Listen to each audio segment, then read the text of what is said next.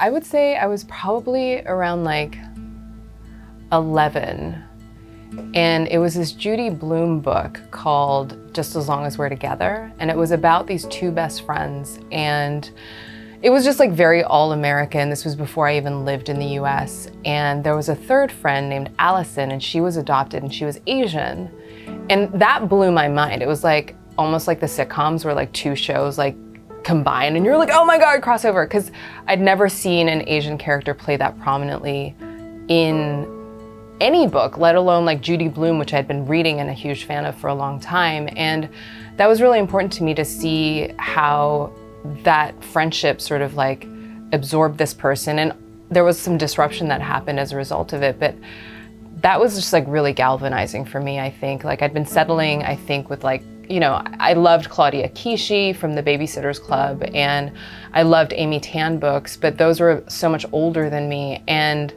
yeah, that was like, just an Asian girl showing up in a Judy Blume book blew my mind.